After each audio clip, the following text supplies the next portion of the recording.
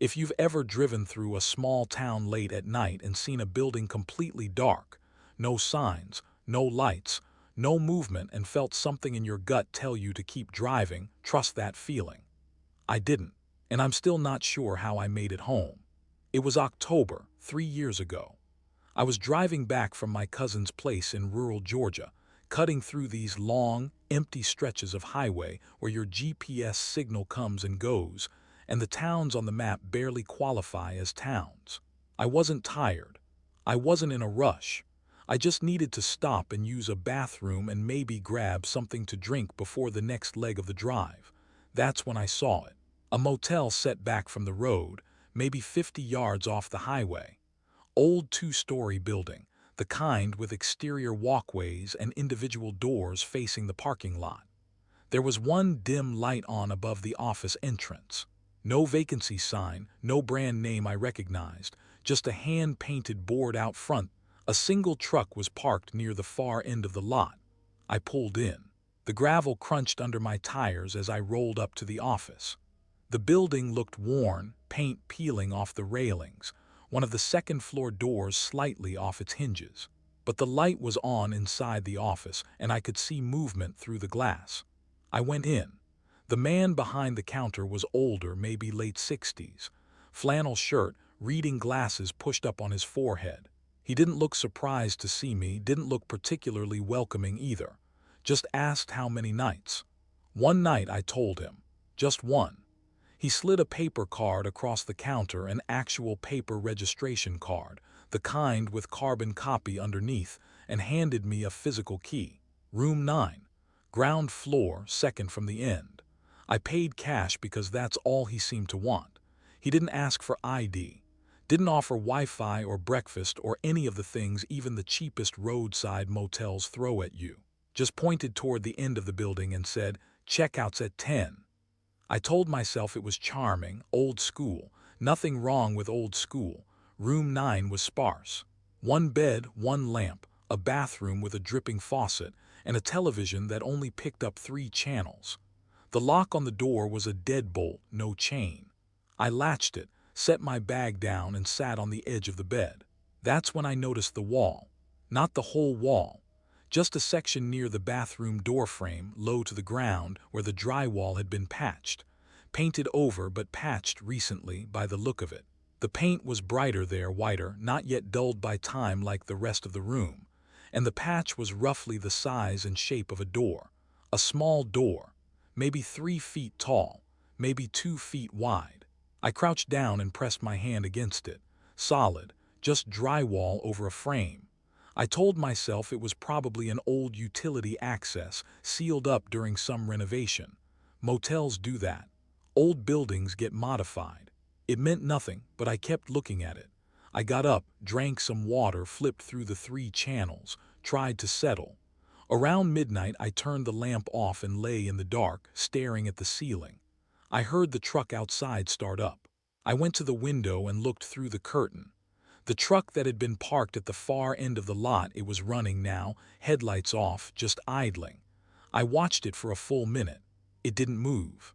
Then the lights came on, and it pulled slowly out of the lot, back onto the highway, and disappeared.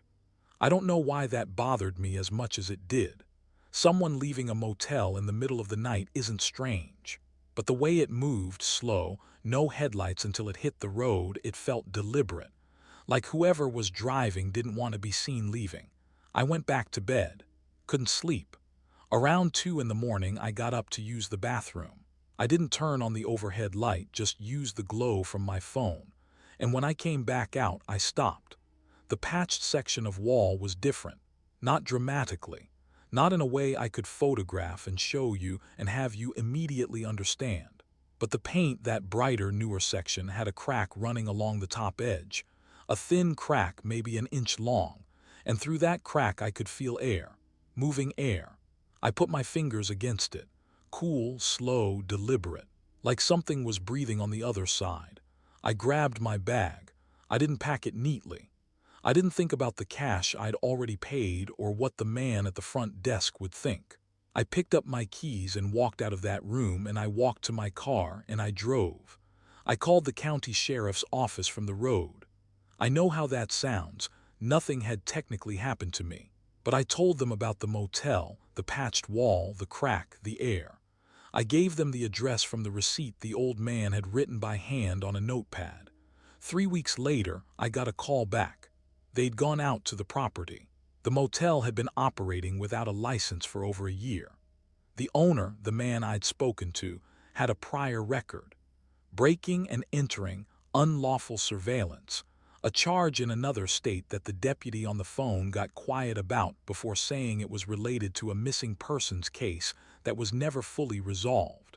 Behind the patched wall in room 9, they found a crawl space running the length of the building. Inside, a folding chair, a battery-powered lantern, and a small drill, the kind you use to put a hole through drywall, angled upward, toward the bed. The deputy told me I was lucky I'd left when I did. He asked me if I'd seen anyone other than the man at the desk.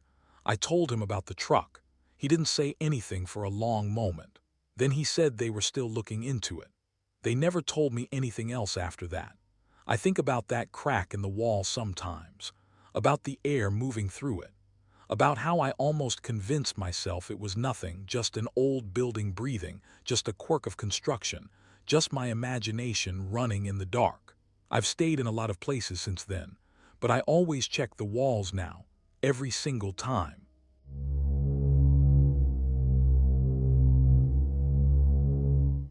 It was late October, somewhere between midnight and 2 in the morning, and I was driving through rural Nevada on my way back from a job site in Utah. I'd taken the longer route to avoid construction, which turned out to be the worst decision I made that year, and I made some pretty bad decisions that year. My phone was at 11%. My GPS had been rerouting me every 20 minutes because half the roads on that stretch weren't properly mapped. And the gas light had been on for about 40 miles, which in Nevada can mean a very long, very cold walk to nowhere. I saw the sign before I saw the building. Hand-painted, faded, tilted at an angle like it had been hit by something and never straightened. Motel vacancy. And below that, in smaller letters that I had to slow down to read, open. I pulled into the lot. The place was a single-story strip of maybe 12 rooms, the kind built in the 50s. Half the exterior bulbs were out. The vending machine near the office was dark. The pool, and there was a pool, if you could call it that, was covered with a tarp that had partially collapsed inward, like something had been sitting on it for a long time. But there was a light on in the office. A dim, yellowish light, the kind a desk lamp makes when the bulb is dying. And the open sign in the window was lit up in red neon. I sat in the car for a moment. I remember thinking this is either fine or it isn't. My phone was at 9% now. I needed to charge it. I needed gas in the morning. I needed 4 walls and a locked door. I went in. The man behind the desk was older, maybe late 60s, with the kind of face that looked like it had seen weather from both sides. He didn't look up when I walked in. He was writing something in a ledger, an actual paper ledger, and he finished his sentence before he acknowledged me. "Room," he said. "Yeah," I said, "just for the night." He slid a key across the desk. An actual metal key on a plastic fob, the number 11 stamped into it. He told me the rate, which was so low I almost asked him to repeat it. I paid cash because I always carry some on long drives, and he wrote my first name in the ledger without asking for ID, which I remember thinking was unusual. Not alarming, just unusual. "Wi-Fi?" I asked. He looked at me then, just for a second. "No," he said. I asked if I could plug my phone in at the desk while I found my room just to get some charge before I settled in. He said nothing, just pointed to a single outlet on the wall behind him. I plugged it in, thanked him, and went to find room 11. The room smelled like dust and something faintly chemical, like cleaning product that had been applied once, a long time ago, and never again. The bed was made, the towels were folded. The TV was one of those old boxy sets bolted to a mount that probably weighed 40 pounds. I turned it on, static. I turned it off. I went to the bathroom, and that's when I noticed the first thing. The mirror had a crack running through it, top left to bottom right, clean and straight like it had been struck once with something precise. Not shattered, not spider-webbed, one clean line. I stood there looking at my own split reflection and felt something I hadn't felt since I was a kid, that specific kind of uneasy you can't argue yourself out of. I locked the door. Both locks, the main one and the chain. I checked the window. Locked. I checked under the bed because I'm a grown adult who still does that and I always will. Nothing. I lay down with my shoes on. I don't know how long I was asleep before the noise woke me. Not a loud noise, nothing dramatic. It was subtle. A rhythmic scraping, low and slow, like furniture being dragged across concrete, coming from the room next to mine. Room 10.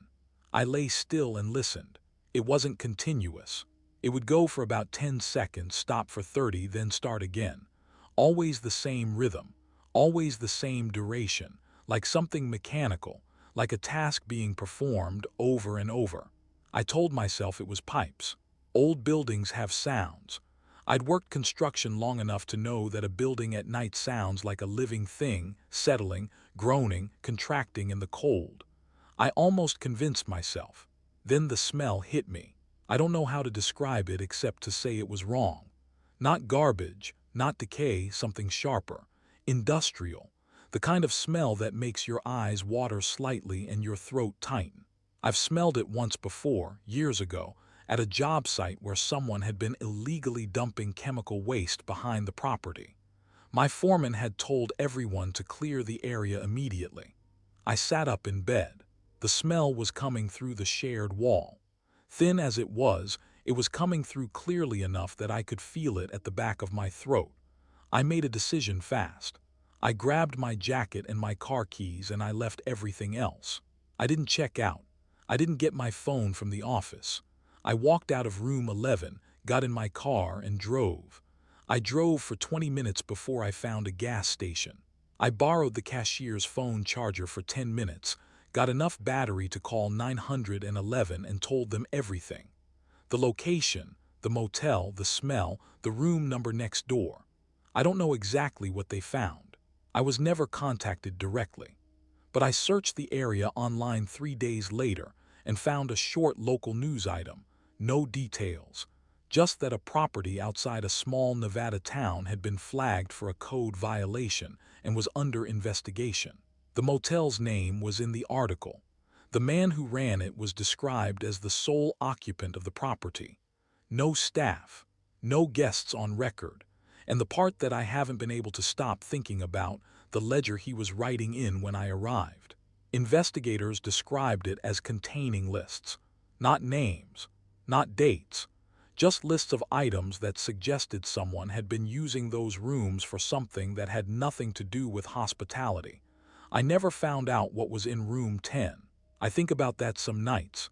The scraping sound, the smell through the wall, how easily I could have talked myself into staying until morning.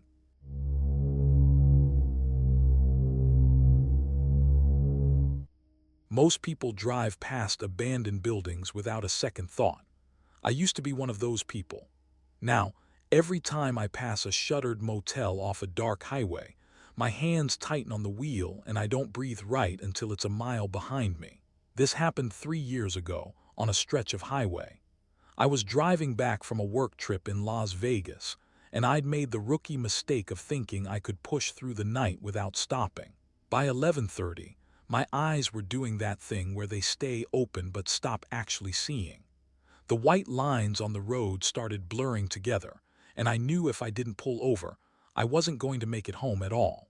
My phone signal had been dropping in and out for the last 40 miles, so GPS was basically useless. I saw a sign, half collapsed into the desert brush, that read motel vacancy with an arrow pointing right.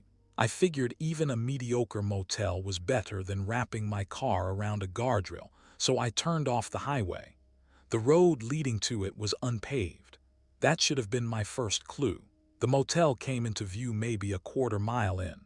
A long, single-story building shaped like a horseshoe, maybe 20 rooms, with a neon sign above the office that flickered every few seconds between orange and dark. Half the parking lot lights were dead. There were no other cars in the lot, no movement anywhere. I almost turned around. I want to be honest about that because people always ask why you didn't just leave. The truth is, I was exhausted in a way that makes bad decisions feel logical. I told myself it was fine. Old motels in rural Nevada always look like this. It didn't mean anything. I parked and walked toward the office. The door had one of those old brass bells on a spring that rings when you push it open. It rang. Nobody came. The front desk was there, a laminate counter, a rack of local brochures from probably 15 years ago, a spinning postcard display with sun-bleached cards. Behind the desk, a small television was on, tuned to static, the volume turned all the way down, just the picture, just gray noise flickering in silence. I hit the bell on the counter 3 times, waited, nothing. I was about to leave when a man came through the back door. He was in his 60s, heavyset, wearing a flannel shirt with the sleeves rolled to the elbows.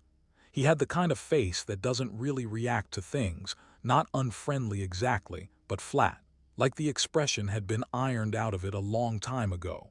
He didn't say hello, he just said, "One night." I said yes. He named a price, $38, cash only. I had 2 20s. He took them and didn't offer change, just handed me a physical key. An actual metal key, not a card, with a heavy plastic fob stamped with the number 7. "Checkout's at 10, he said, and went back through the door he came from. I stood there for a second. Then I went to room 7. The bed had a floral comforter that looked original to the building. The TV was a cathode ray tube bolted to a dresser. The lock on the door was a deadbolt and it worked, which I tested 3 times. There was also a chain. I put that on too. I was too tired to care about any of it. I brushed my teeth, lay down fully clothed, and was asleep within minutes. I don't know what time it was when I woke up. My phone had died somewhere during the drive. I'd forgotten to charge it, and there was no outlet near the bed that worked. So I had no clock, no light except what came through the gap in the curtains from the parking lot. That pale, buzzing, yellowish light. What woke me up was a sound. Not outside, not down the hall, inside the room. It was a slow, methodical sound, deliberate, like someone opening drawers.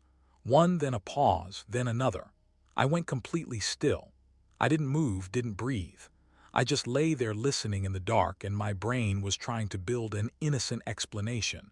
Maybe it was the ventilation system, maybe it was a pipe in the wall, but the sound was too specific.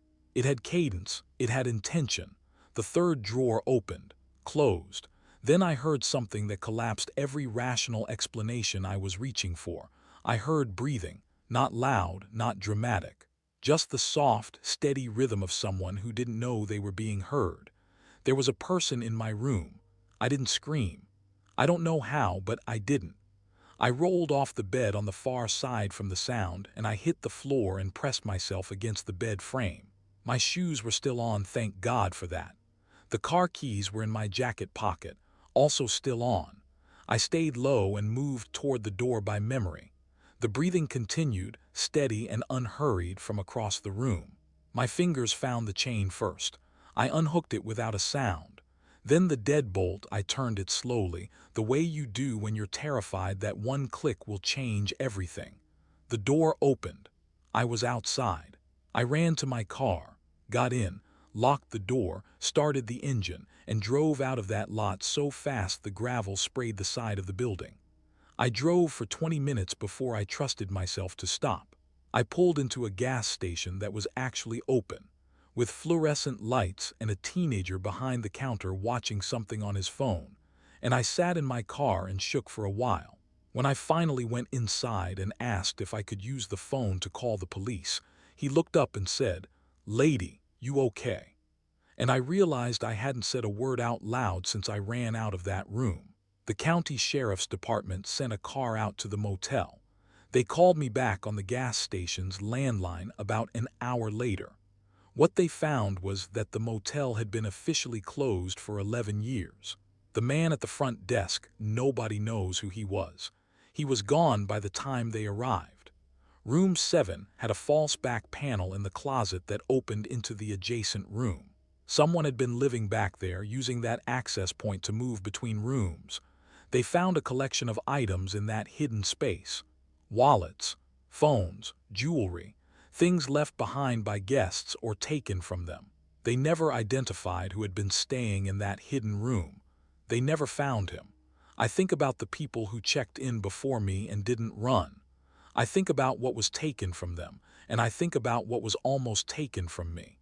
And I think about that key, number 7, with its heavy plastic fob, and the man who handed it to me without blinking, like he'd done it 100 times before. Because I think he had. These are motel horror stories. If you enjoyed these and want more stories like these, subscribe right now and hit the bell icon so you won't miss next stories. And if something has ever happened to you, something you can't explain, something that still keeps you up at night, drop it in the comments. I read every single one. Until next time, stay safe.